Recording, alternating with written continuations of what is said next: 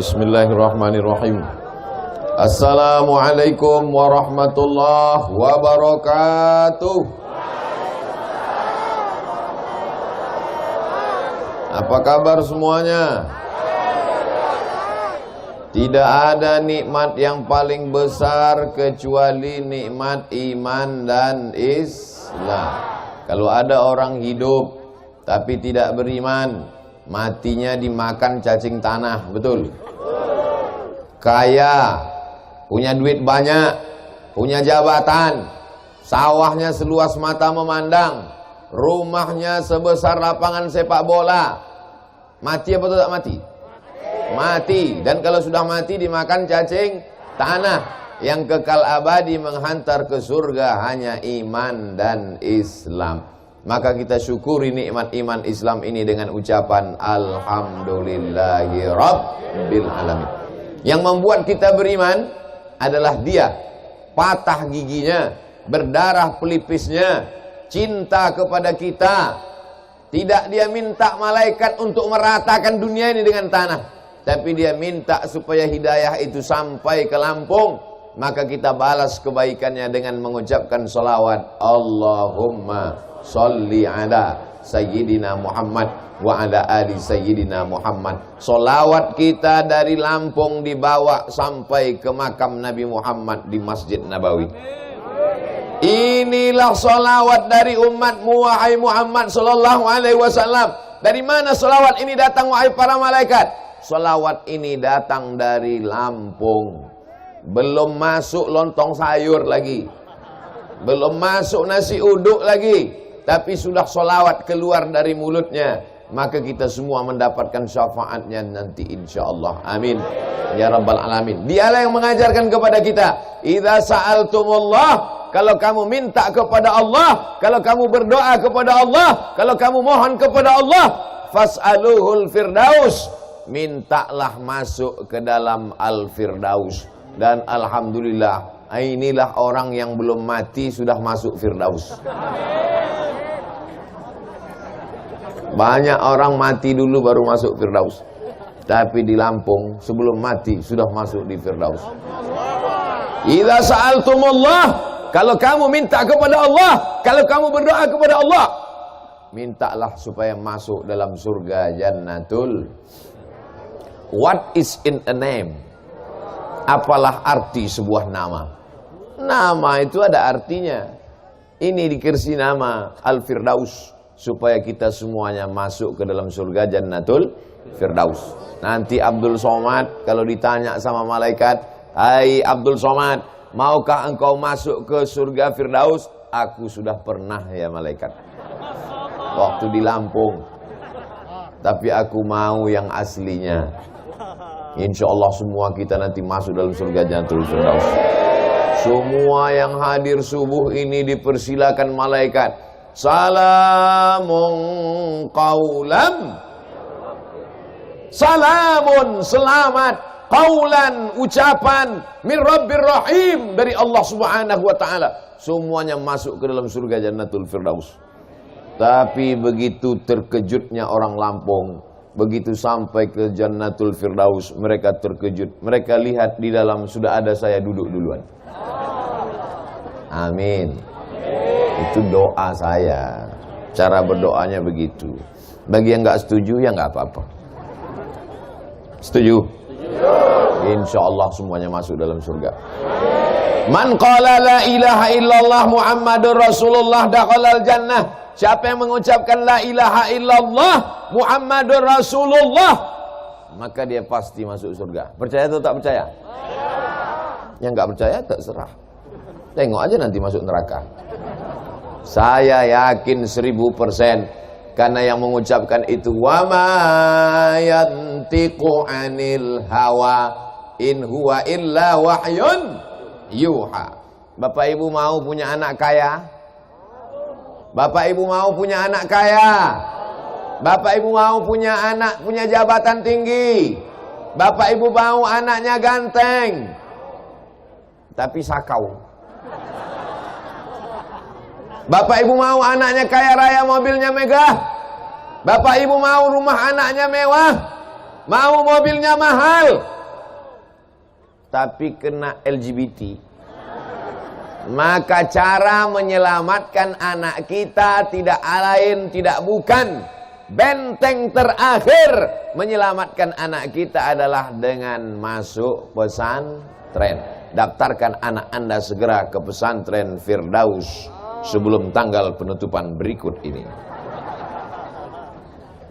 Sekarang semua orang belajar online, bukunya online, ustadznya online, santrinya online, ujiannya online, bayar uang sekolahnya offline, ceramah online. Tapi sekarang di Al-Firdaus online apa offline? Terserah, yang nggak paham online offline, yang penting ujungnya online. Orangnya nyata, hadir, kelihatan. Nih yang pakai baju merah, marun.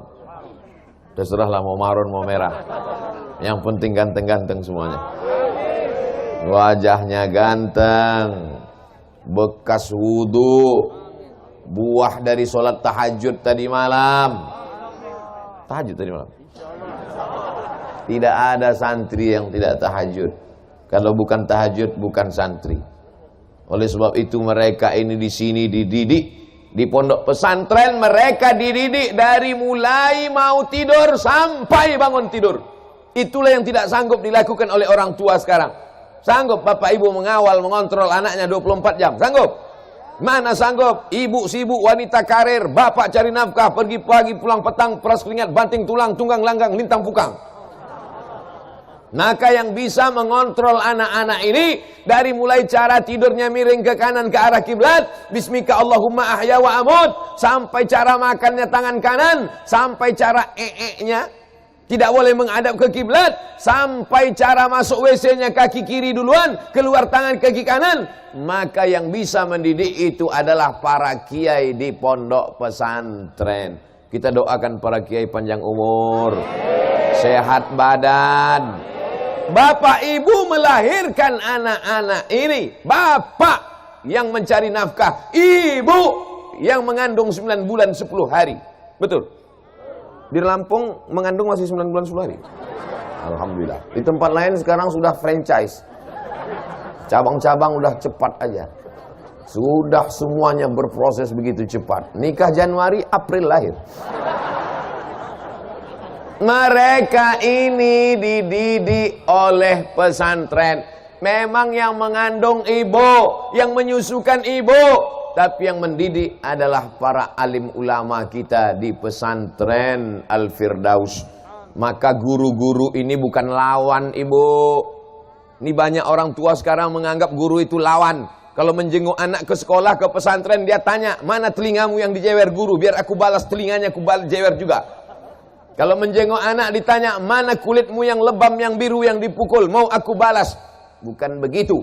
Kita datang ke kiai, kita jumpai guru mereka, kita cium tangan guru itu. Terima kasih Pak Kiai, terima kasih Tuan Guru, karena engkaulah anakku bebas dari LGBT, karena engkaulah anakku bebas dari narkoba, karena engkaulah anakku selamat dunia akhirat.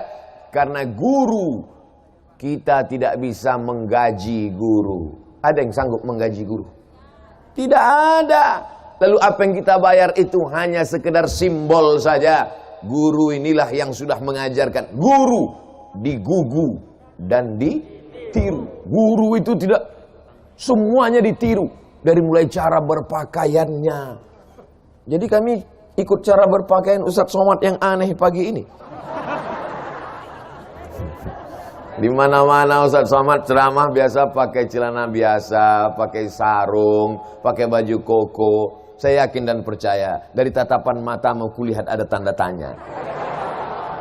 Saya habis dari sini nanti ada perjuangan besar. Apa dia Pak Ustadz? Saksikan videonya nanti. Oleh sebab itu, maka hari ini pertemuan yang luar biasa ini saya mau menyampaikan ujung tombak bangsa Indonesia. Kita sudah berhadapan dengan Belanda, sudah berhadapan dengan Jepang, sudah berhadapan dengan komunis, dan ini bulan September. Sudah tanggal 25. Masih ingat yang terjadi tanggal 30 September? Darah itu merah, jenderal. Pisau silet dicongkel biji matanya. Mau itu terulang kembali? Tidak. Maka benteng terlahir perlawanan kita adalah tembok terakhir membentengi anak-anak kita adalah pondok pesantren. Di mana-mana saya ceramah, tembok terakhir, tembok pesantren. Masalahnya di pesantren Firdaus nggak ada temboknya. Jadi saya biasanya kalau ceramah saya tunjuk tembok. Tembok itulah benteng terakhir. Kalau tembok itu tumbang, hancur anak-anak kita. Temboknya dari tadi saya perhatikan nggak ada. Beginilah pesantren yang ideal. Pesantren tanpa tembok menyatu dengan masyarakat. Sekarang kita melihat ada pondok pesantren di tengah kampung. Temboknya setinggi mata memandang. Waktu di dalam tembok orang sholat berjamaah. Di dalam tembok orang baca Quran. Di dalam tembok orang jilbabnya panjang. Begitu keluar dari tembok langsung kelepak bala 6. Pesantren tidak berpengaruh terhadap masyarakat. Pesantren Al-Firdaus tidak demikian. Menyatu dengan masyarakat. Makanya tadi saya tanya, ini kita di mana ini? Di pesantren. Kok nggak ada pintu gerbangnya? Pesantren mesti menyatu dengan masyarakat. Pesantren mesti mempengaruhi masyarakat sehingga tak ada beda antara yang di luar dengan yang di dalam. Sama-sama baca Quran. Amin. Sama-sama sholat berjamaah. Amin. Sama-sama jilbabnya panjang. Amin. Sekarang di dalam pondok pesantren, santrinya, santriwatinya, anak perempuannya pakai jilbab, pakai cadar yang nampak hanya biji matanya saja. Begitu keluar dari tembok pesantren, yang tertutup malah matanya, yang lain terbuka. Yang saya ceritakan ini fakta atau fiktif? Yang saya sebutkan ini hak apa hoax? Bingung apa hak, apa hoax, apa hoax, apa hak. Oleh sebab itu maka pondok pesantren mesti menyatu dengan masyarakat. Jangan terlalu bangga bercerita di pesantren ramainya sholat berjamaah, tapi masyarakat tidak ada yang sholat berjamaah. Oleh sebab itu maka masyarakat keliling ini mendapatkan rahmat dengan adanya pesantren Al-Firdaus. Yang pertama yang ingin saya sampaikan adalah bersyukur kalian anak-anakku, santri-santri, santriwan, santriwati. Ada santriwatinya? Karena saya pernah juga ceramah di pondok pesantren. Santriwan, santriwati, bersyukur santriwati, hormati santriwati. Selesai acara pengajian, mohon maaf Pak Ustadz, di sini santri laki-laki semua. Makanya saya trauma, saya tanya dulu di awal. Mereka inilah yang akan menjadi gubernur Lampung. Mereka ini yang akan menjadi menteri.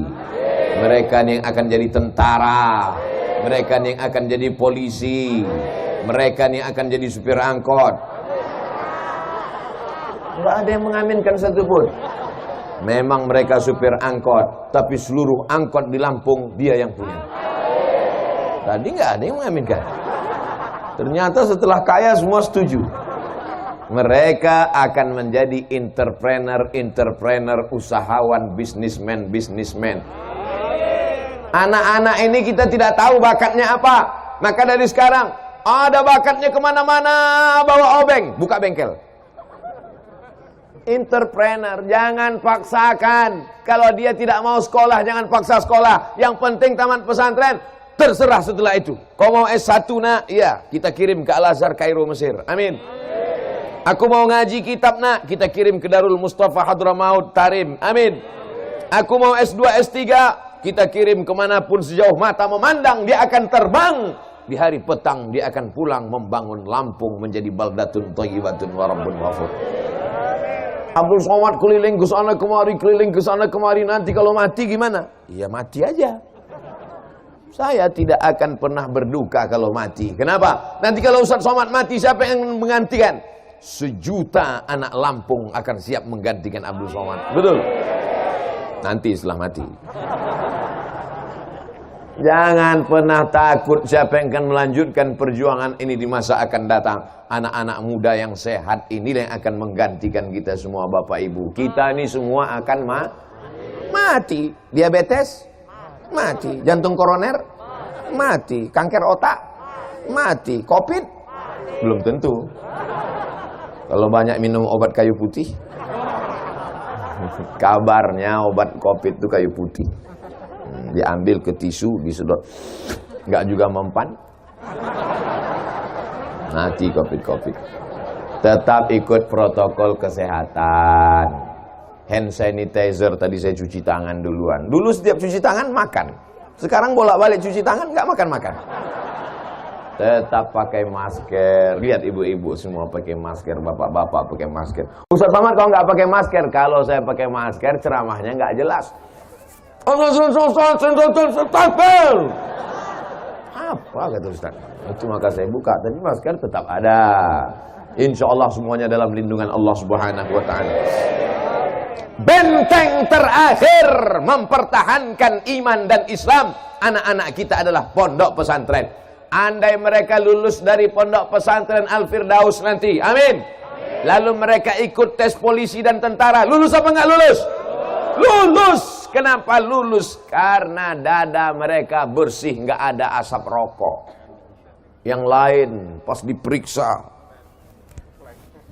di dalam itu sudah aspal, hitam paru-paru. Tapi mereka bersih, otaknya bersih. Kenapa? Karena tidak ada main game online PlayStation dan warnet. Hatinya bersih, karena diajarkan kiai jangan hasad, jangan busuk hati, jangan dengki. Setelah bersih, diisi dengan tawadhu, diisi dengan ridha, diisi dengan tawakal, diisi dengan qanaah.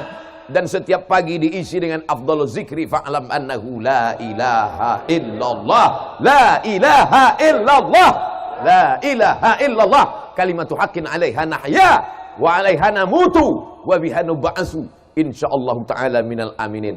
Mereka lulus jadi polisi dan tentara. Dan setelah mereka lulus jadi polisi dan tentara, tugas mereka dari Sabang sampai Papua, ada masjid-masjid yang selama ini ditinggalkan. Tidak ada lagi yang sholat di sana. Begitu mereka tugas di sana, mereka hidupkan mikrofon, mereka yang azan langsung. Tentara azan, komandan korem, Allahu Akbar, Allahu Akbar. Begitu kalau tentara yang azan. Semua orang kampung terkejut. Apa ini? Kenapa tiba-tiba musola yang selama ini kita tinggalkan ada yang azan? Mereka ngintip. Begitu mereka intip, ada tentara lengkap dengan pistolnya sholat. Kira-kira penduduk kampung sholat atau enggak? Sholat, ketakutan semuanya. Disitulah kita bangga dengan anak-anak kita. Betul? Mereka akan jadi polisi. Mereka tugas di Kapolres, di Kapolda, di Polda, di Polres, jadi Kapolda, jadi Kapolres, sampai Polsek, sampai Babinsa, sampai di tengah masyarakat. Mereka yang mengajak membaca Al-Quran malam Jumat, mereka kumpulkan masyarakat, mereka baca Bismillahirrahmanirrahim, Yasin wal Quranil Hakim. Kira-kira masyarakat ikut apa enggak? Ikut semuanya masyarakat. Kenapa masyarakat ikut? Karena ada pistolnya, guys. Bangga atau tidak kalau polisi dan tentara menghidupkan surau langgar dan musola? Bangga atau tidak? Takbir!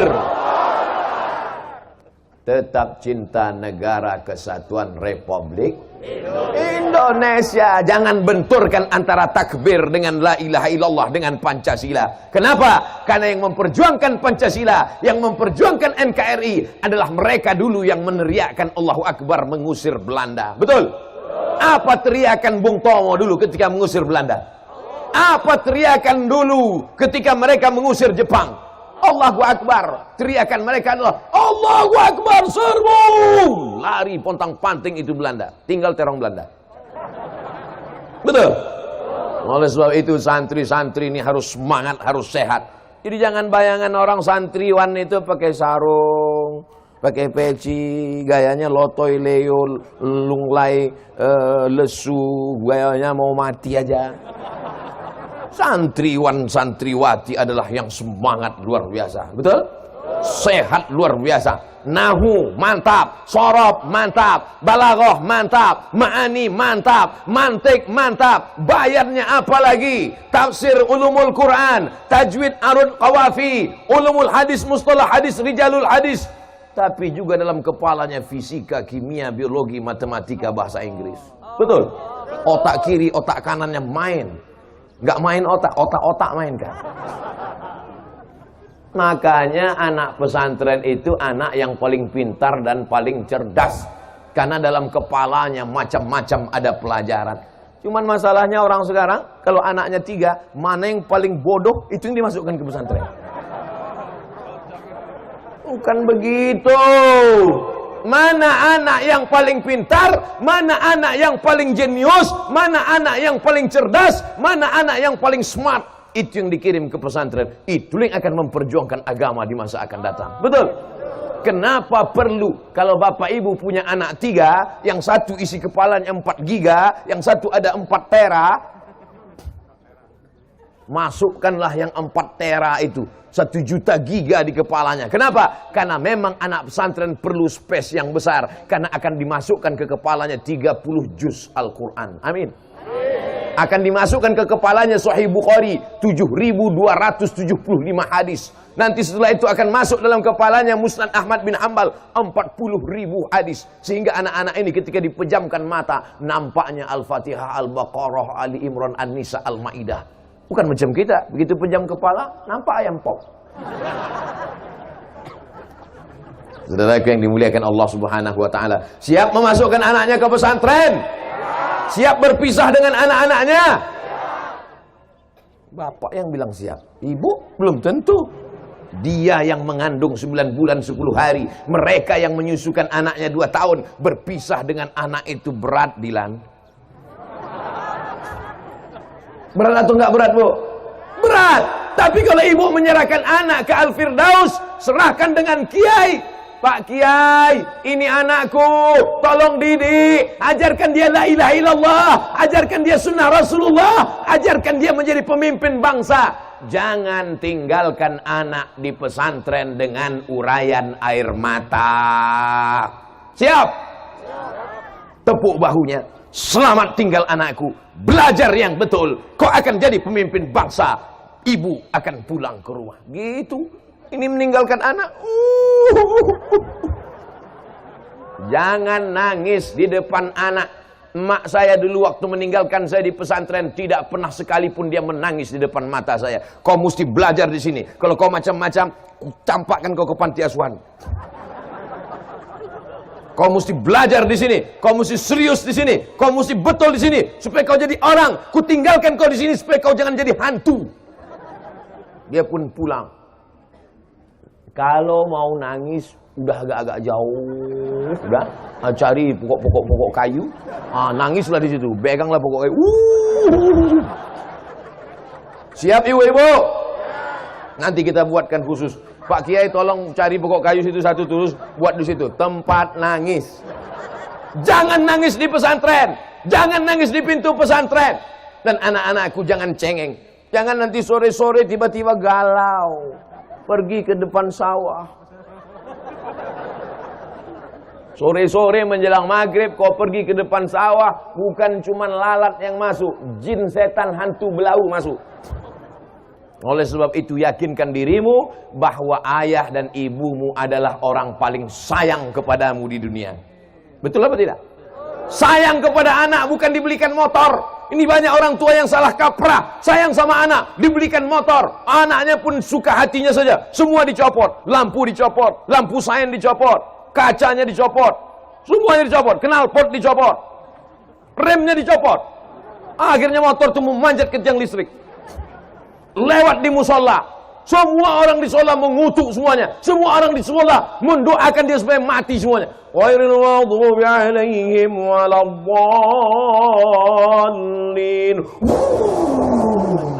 Apa kata orang di musola? Mampus. Amin. Mampus betulan. Tapi anak-anakku sekalian, kalian belajar di sini. Tapi Pak Ustadz, kami mau masa muda. Nanti kalau kamu di pesantren, nanti kami nggak pandai naik motor. Ustadz Abdul Somad sekarang kemana-mana naik motor terus. Di sini aja nggak dikasih naik motor. Oleh sebab itu makanya tidak ada masa muda yang terlewatkan. Anak-anak pesantren tetap semangat. Masih semangat?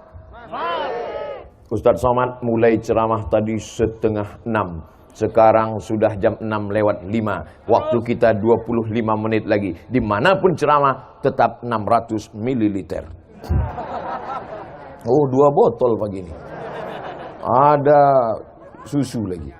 Bapak Ibu yang dimuliakan Allah Subhanahu wa taala, santrinya sudah saya ceramahi, orang tuanya juga sudah saya ceramahi. Sekarang masyarakatnya secara umum, bersyukurlah masyarakat ada pondok pesantren. Kalau pesantren ini kurang beras, siap ngasih beras untuk santri-santrinya?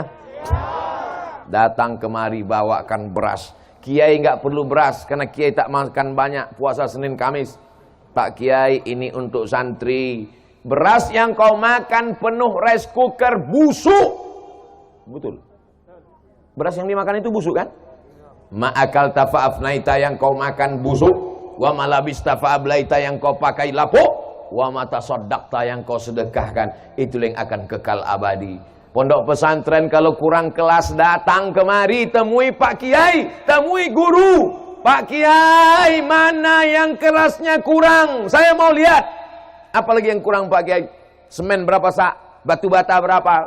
Berapa lagi semen? Berapa lagi kosen? Berapa lagi pintu? Mau bantu? Enggak, mau survei aja. Kau bangun rumahmu besar, kamarnya 10, kamar mandinya 20. Kau bangun rumahmu sejauh mata memandang. Ketika kau akan mati, kau tetap akan masuk ke dalam lubang tanah 2 meter kali 1 meter. Tidak sabar tanah menjepitmu. Kata tanah, sudah bergoyang-goyang itu tepi kubur itu mau menjepitmu. Begitu kau masuk ke dalam, langsung saja. Begitu cerita sedekah, langsung kotak-kotaknya sudah siap. Are you ready to rock? Sebarkan kotak-kotak. Jangan sebar ke bapak-bapak, mereka nggak ada punya duit. Semua duit mereka dipegang ibu-ibu. Sebab ibu ini takut mereka kawin lagi. Betul kan, Bu? Betul kata ibu. Sebarkan ke ibu-ibu, sebarkan ke bapak-bapak, sebarkan ke Pak Polisi dan tentara, sebarkan ke sahabat-sahabat kita dari Banser, Ansor, sebarkan kepada semuanya. Jangan tengok duitnya berapa, tapi lihatlah keikhlasannya. Ada yang 100.000 ikhlas, ada yang 2.000 enggak ikhlas. Mana yang bagus? Saudara yang dimuliakan Allah Subhanahu wa taala, kalau ada di dompetmu 1 juta, dengar baik-baik, fokus, masih konsen. Kalau di dompetmu ada 1 juta yang kau masukkan ke kotak sedekah 100.000, setelah itu kau mati, yang kau bawa mati yang 100.000 apa yang 900? Nampaknya kurang fokus karena belum sarapan pagi.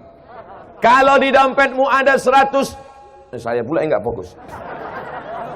Kalau di dompetmu ada 1 juta, 100.000 kau masukkan dalam kotak sedekah. Setelah itu kau pulang ke rumah, mati. Yang kau bawa mati yang 900.000 di dompet, apa yang 100.000 yang masuk ke dalam? Yang 100.000 itu yang akan dibelikan semen, yang akan dibelikan kerikil, yang akan dibelikan batu bata, yang akan dibelikan kosen, yang akan dibelikan lampu. Itu yang akan membuat kuburmu terang benderang. Itu yang akan membuat kuburmu lapang sejauh mata memandang. Betul? Masukkan duitmu ke dalam kotak sedekah sama kartu-kartu ATM-nya sekalian. Itu apa kartunya ada tapi saldonya kosong. Saudara yang dimuliakan Allah Subhanahu wa taala, hari ini kau boleh tertawa jadi orang kaya, hari ini kau boleh ketawa jadi pejabat, tapi sampai masanya kau akan pensiun, sampai masanya kau akan stres, sampai masanya kau akan depresi, sampai masanya kau akan stroke mati badan sebelah, sampai masanya kau akan mati total, dan yang kau bawa hanyalah sedekah-sedekahmu untuk pesantren itu. Betul apa betul? Ada yang bilang enggak betul? Enggak apa-apa, saya enggak marah. Cuma nanti pas kau mati, tengok aja lah. Malaikat maut akan mengambil martil palu besar, Malaikat mungkar nakir memukulkannya ke kepalamu sekali pukul, masuk jasadmu, badanmu ke dalam bumi lapisan yang ketujuh.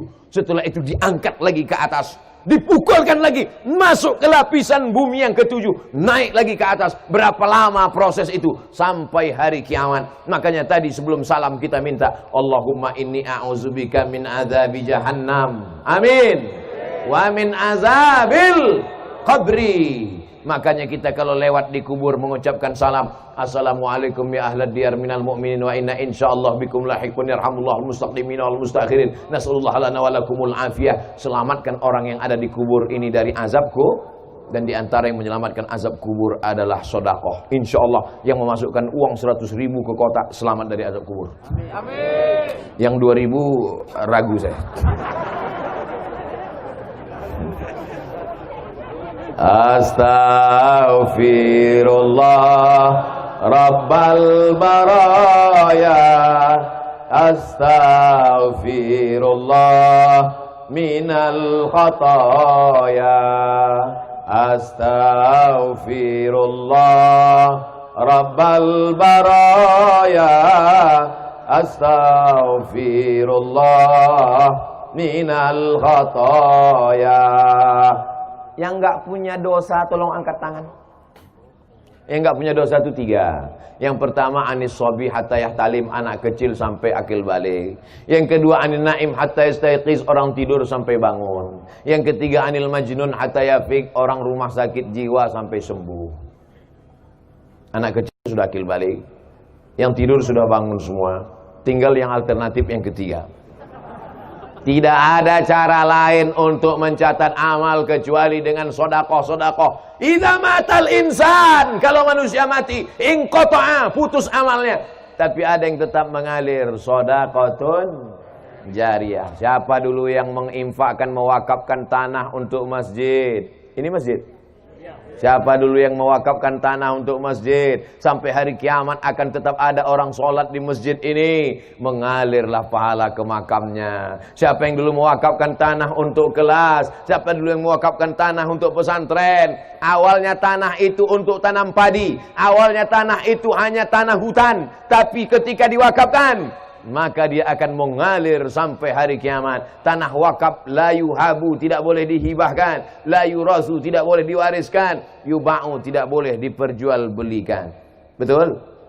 Itu yang disebar tuh kertas apa itu, Ibu? Impak beras Lampung. Coba saya bawa kertasnya, tengok apa isi impak beras Lampung. Masya Allah. Mari bahagiakan sahabat yatim dan penghafal Quran. Mau menjadi orang tua asuh, sisihkan 25.000 setiap bulan. Siap ngasih 25.000 tiap bulan? Hanya 25.000, Beb. Bukan banyak. 25.000 tiap bulan ditransfer ke Bank Syariah Mandiri.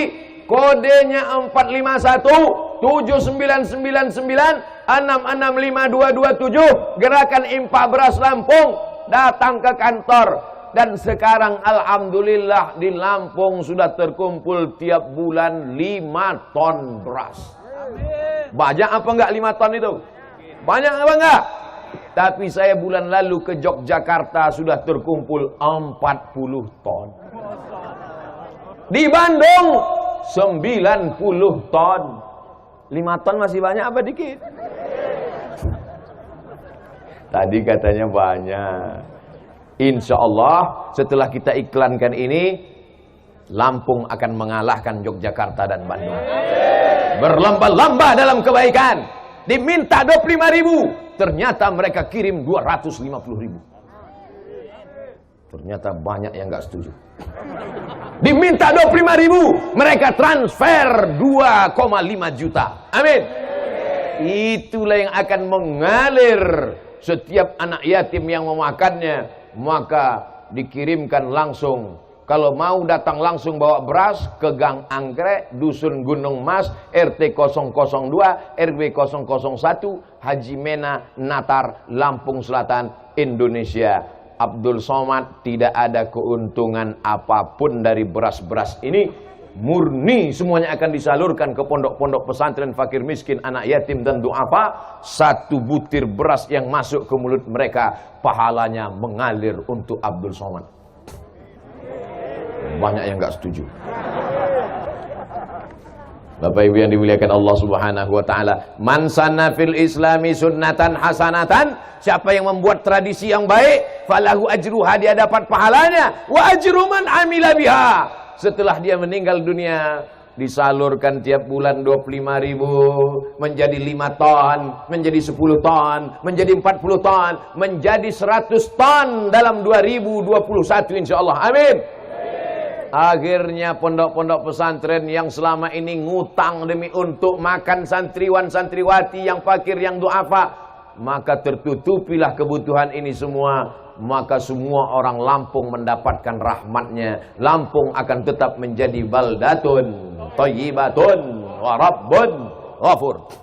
Berkumandang solawat di seluruh Lampung, berkumandang zikir baca Quran di seluruh Lampung. Maka apa janji Allah? Walau anna ahlal qura amanu, kalau penduduk Lampung itu beriman, wattaqau, penduduk Lampung itu bertakwa, beriman, bertakwa, la fatahna alaihim barakat,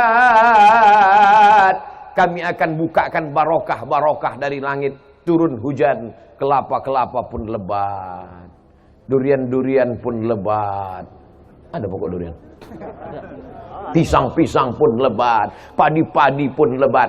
Tapi kalau sudah ingkar kepada Allah, walakin kadzabu, kalau mereka mendustakan ayat-ayat Allah, akhaznahum, kami cabut rahmat itu menjadi laknat.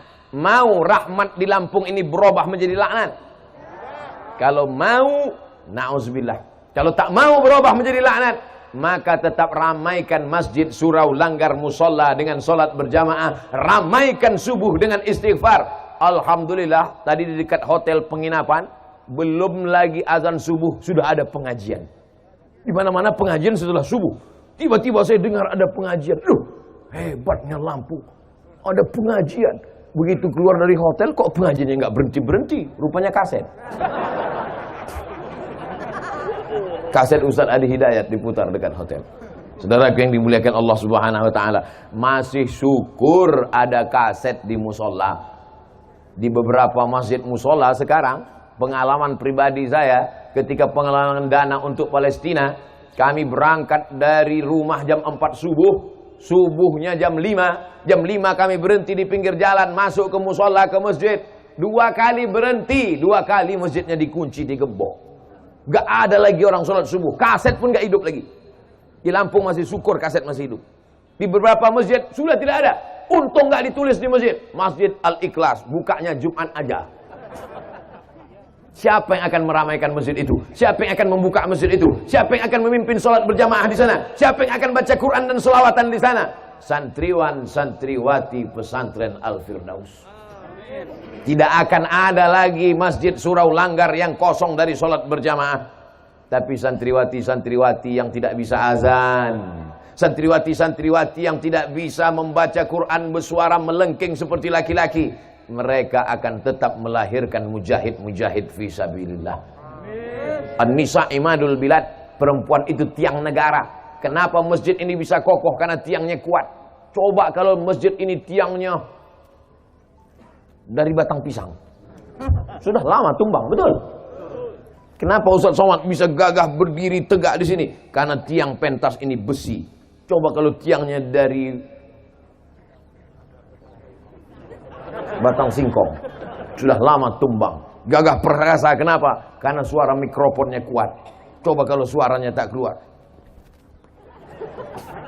Oleh sebab itu, ini kita tidak bisa selesaikan masalah ini sendirian. Wa ta'awanu 'alal birri wa taqwa wa la ta'awanu 'alal ismi wal 'udwan. Jamaah yang berdiri jangan khawatir, jangan takut. Kalau berkunang-kunang, lapor ambulan sudah siap.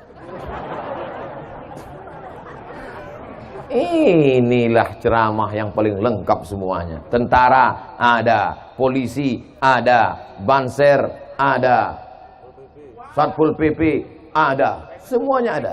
Ya, biker subuhan ada, biker subuhan siap. Yang tak ada orang gila. Alhamdulillah. Inilah ceramah selama Ustadz Abdul Somad 2 hari ini, kemarin, hari ini, besok. Ini ceramah yang teramai. Tapi sekarang zaman aneh, zaman ajaib. Dulu orang bingung bagaimana supaya pengajian ramai. Sekarang bagaimana supaya pengajian jangan ramai. Betul apa enggak betul? Berjarak. Makanya saya tidak akan posting gambar ini di Instagram yang followernya hampir 4 juta itu. Kenapa? Dikhawatirkan akan menimbulkan fitnah. Kita tidak mau ada fitnah. Dan Pak Kiai, saya mohon doa, mudah-mudahan kita istiqomah dalam iman dan Islam. Minta doa sama Kiai. Kalau ketemu sama Kiai minta doa. Beda kalau ketemu saya sama saya minta foto. Ketemu sama Kiai minta doa, cium tangan Kiai. Kalau bawa anak kecil minta tiupkan kepala anaknya supaya jauh dari setan, supaya jangan diganggu tuyul. A'udzuka bikalimatillahi tammati min kulli syaitani wa hammati wa min kulli anilam. Ustaz Somad, tolong doakan Ustaz. Yang mau didoakan itu siapa? Suami saya, Pak Ustaz. Hah? Doa apa? Gila main game online, Pak Ustaz. La ilaha illallah. Mungkin suami saya diganggu setan, Pak Ustaz. Kata setan, aku sudah lama nggak ganggu dia. Suamimu nggak diganggu setan. Memang dia yang udah kesetanan. Mudah-mudahan suami ibu baik-baik semua. Semua ibu-ibu yang hadir ke pesantren Al-Firdaus ini suaminya semuanya soleh-soleh. Dari mana Ustaz tahu? Karena kalau nggak soleh nggak mungkin diizinin subuh-subuh kemari. Betul? Mas, aku mau pengajian dan Al-Firdaus. Jangan, nanti aku sarapan minum teh manis gimana? Kau di rumah aja. Nggak usah pengajian. Sorgamu di bawah tapak kaki. Tapi karena suaminya soleh-soleh, Mas aku mau pengajian. Silakan kau pergi pengajian. Aa mau mabuk-mabuk dulu ya. Tapi insya Allah mereka adalah suami yang baik-baik semua. Bagi yang masih nakal, bagi yang masih game online, bagi yang masih main gaple, doakan mereka bu. Doakan mereka supaya panjang umur. Doakan mereka supaya istiqomah iman dan Islam. Doa ibu luar biasa, betul? Ibu kalau berdoa terus, berdoa terus, maka insya Allah 2 kemungkinan. Pertama dia jadi baik, yang kedua dia tenggelam di Laut Merah. Seperti suaminya Asiyah. Asiyah itu perempuan yang solehah, tetap mendoakan. Akhirnya suaminya tenggelam di Laut Merah. Namanya Fir'aun. Insya Allah suami ibu semuanya tak ada yang jadi Fir'aun. Setengah Fir'aun Pak Ustaz, kita hilangkan setengahnya. Baik-baik semuanya insya Allah. Dari ibu yang solehah, dari bapak yang soleh, lahir anak-anak yang soleh. Maka dari yang soleh, solehah, soleh, masyarakat Lampung semuanya menjadi orang-orang yang soleh-soleh. Kemana-mana Ustadz Somad ceramah, kalau ada orang bertanya, apa itu rukun, apa itu syarat, apa itu wajib, apa itu sunat, ada orang yang pertanyaannya remeh-temeh. Ada jamaah yang mau nanya Pak Ustadz, apa pertanyaannya? Ustadz, kalau hidungnya nggak nempel ke lantai, sholatnya sah apa nggak sah? La ilaha illallah. Oh, pertanyaannya cuman ujung hidung nempel ke lantai nggak nempel, sholatnya apa sah apa nggak sah? Masalah hidung nempel ke lantai itu bukan rukun, itu bukan syarat, itu bukan wajib, tapi menempelkan hidung ke lantai itu hukumnya sunat. Kalau mau mana tahu rukun, mana syarat, mana wajib, beli buku fikih Islam Sulaiman Rasyid. Bolak-balik saya sampaikan, beli fikih Islam Ustadz Sulaiman Rasyid. Ustadz Sulaiman Rasyid itu tahun 1935, 10 tahun sebelum Indonesia merdeka, dia sudah dapat ijazah dari Al-Azhar Kairo Mesir. Orang mana Sulaiman Rasyid? Orang Lampung, sudah tamat Al-Azhar 10 tahun sebelum Indonesia merdeka. Hebat nggak orang Lampung? Itu saya sampaikan di sini aja atau di mana-mana tempat? Di mana-mana tempat saya sampaikan. Syekh Sulaiman Rasyid, fikihnya mazhab Syafi'i, menyusun buku simpel sederhana. Bukunya sampulnya atasnya kuning, bawahnya hijau, cetakan bulan bintang, harganya cuma 40.000. Kalau naik saya nggak tanggung jawab. Sudah punya apa belum? Oke, anak pesantren bisa baca kitab kuning. Kitabnya bacaannya Matan Takrib, Fathul Qarib, Fathul Mu'in. Yang dia baca apa? I'anatul Talibin. Tapi yang tidak sekolah agama, yang nggak tahu baca kitab kuning, yang nggak tahu baca kitab Arab gundul, yang Arab gondrong aja dia nggak bisa baca. Maka fikih Syekh Sulaiman Rasyid orang Lampung menjadi alternatif. Di mana-mana itu saya sampaikan. Jangan sampai saya sampaikan ceramahnya di Sumatera Utara, saya sampaikan di Kalimantan Selatan, saya sampaikan di Sulawesi Selatan, saya sampaikan di Sorong, Papua. Orang Lampung nggak punya. Kamu udah punya buku Syekh Sulaiman Rasyid Fikih Islam? Enggak, Pak Ustadz. Kenapa nggak beli? Karena saya orang Lampung, nggak perlu beli lagi. Saudaraku yang dimuliakan Allah Subhanahu wa taala, saya tidak tahu di mana rumah Syekh Sulaiman Rasyid. Saya tidak tahu berapa anaknya, di mana rumahnya. Orangnya sudah lama meninggal dunia. Jabatannya pernah menjadi rektor IAIN Lampung. Tapi bukunya sampai hari ini kekal abadi. Apa pelajaran dari sini? Anak-anakku santriwan santriwati pesantren Al-Firdaus, menulislah nak, menulislah supaya orang di masa akan datang tahu bahwa kau pernah hidup di masa lalu. Kalau kalian meninggal dunia, rumah akan hancur, tapi tulisan kalian tak pernah hancur. Maka menulislah. Nanti selesai dari sini, tulis. Hari ini tanggal 25 September datang seorang penceramah ke tempat kami, namanya Ustadz Abdul Somad. Isi ceramahnya aku pun gak begitu konsen, tak apa-apa aja. Aku lebih fokus lihat warna celananya. Tulisan kalian itu akan dibaca oleh anak kalian 20 tahun, 30 tahun akan datang. Pada saat itu sebagian bapak-bapak, ibu-ibu ini sudah meninggal dunia. Tapi Ustaz Somad masih hidup. Dan mereka akan berjumpa dengan anak-anak kalian.